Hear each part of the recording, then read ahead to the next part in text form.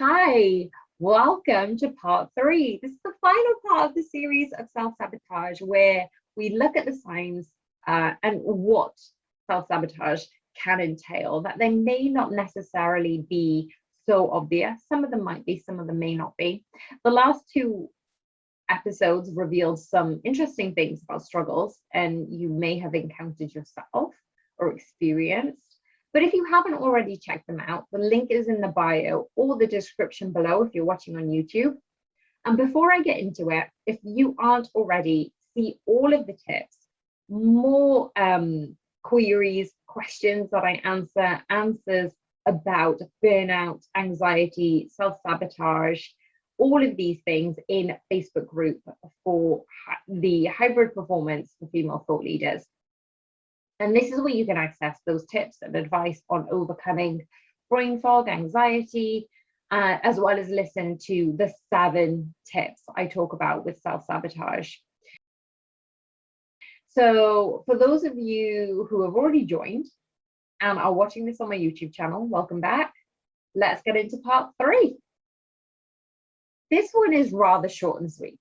So yes, we talked about breaking promises you make to yourself, dwelling on mistakes, beating yourself up, and struggling to set boundaries. Then on part 2, we looked at listening to self-critical voice in your head, procrastinating on important tasks, and having imposter syndrome. This final one is they're all important, but this one is obviously quite important because it's going to be the most personal to you, which is choosing what's comfortable over what's healthier and better for you. So we try and protect ourselves from failure or disappointment, and it's often a huge obstacle to follow through. And it keeps you from pursuing what you really want in life, whether in a relationship or your career. You end up being complacent, and it's normal. It's a sign of self-preservation. We don't want you to get out of your comfort zone because you prefer consistency over satisfaction, right? Your comfort zone is a mindset where you're not necessarily happy about a situation, but it isn't a bad enough situation to put forth energy into doing something about it. So we end up staying behind that invisible line of your comfort zone. You're able to stick to what you already know, you engage in the same patterns over and over, and hence you limit yourself and you forget about those unlimited opportunities that can be presented to you because you refrain from putting your potential into making this work for you. And this is where social media comparison is so relevant when it comes to your goals that are not yours. Their goals aren't your goals. Their purpose isn't your purpose. Their vision isn't your vision. When it comes down to figuring out your why, life is constantly changing, right? Sometimes we're forced to make a change.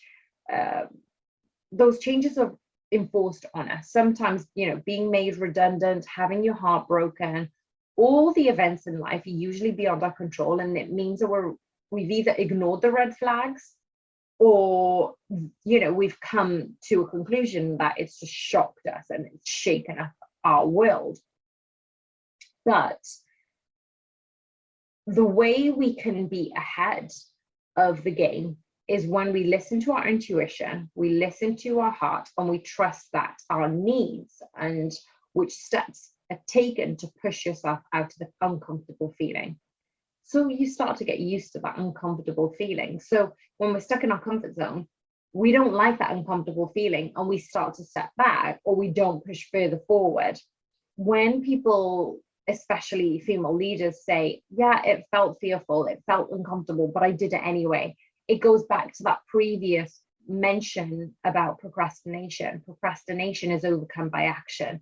The same with coming out of your comfort zone. So you do the signs of being uncomfortable and taking action on controlled scenarios, controlled situations.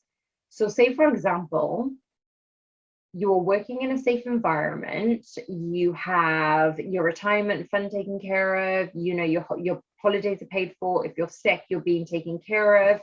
And when you come every month, the wage is consistent, right? So being in that comfortable zone means becoming an entrepreneur is way too daunting because of the consistency of the income you're used to in that job, in that role, right? So that is an extreme example of how to get outside of your comfort zone, right? It's going from one to something that's polar opposite when it comes to safety, consistency, financial security. What I'm talking about here is you're doing something that pushes your comfort zone levels instead, but in a controlled environment. So maybe you don't like speaking in public. Maybe you find it difficult to meet new people.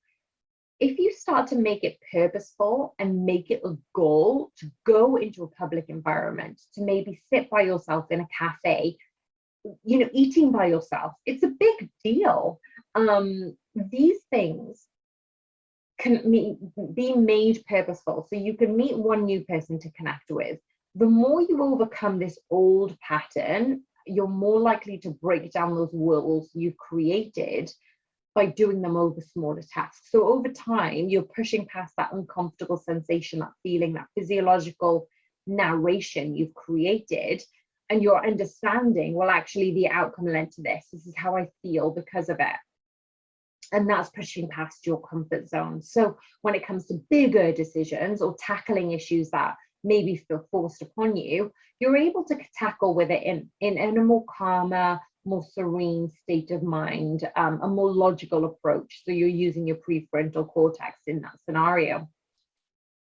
I know there's a lot of information in that, so don't be afraid to go back and just have a sense of, okay, so what does she really mean about,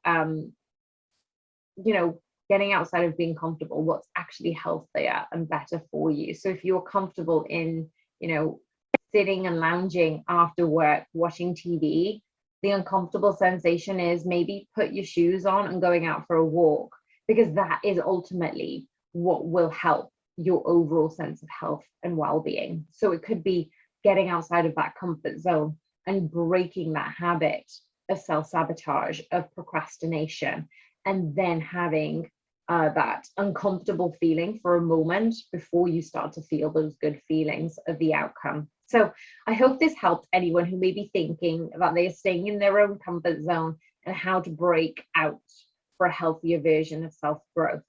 If you did like this, please click the like button, share it with your friends, and if you found it useful, hit up the YouTube button, click on the subscribe and the notification bell.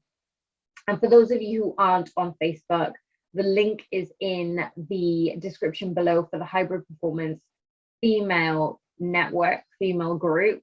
So we can definitely collaborate with one another, talk to each other about our own self-sabotages, and comment below if you found this useful or whether any of the 7 signs have been neglected and things that you can actually change. So send me a comment below if you found it helpful, which points you most resonated with, and I will see you on the next series very soon. Have a great day.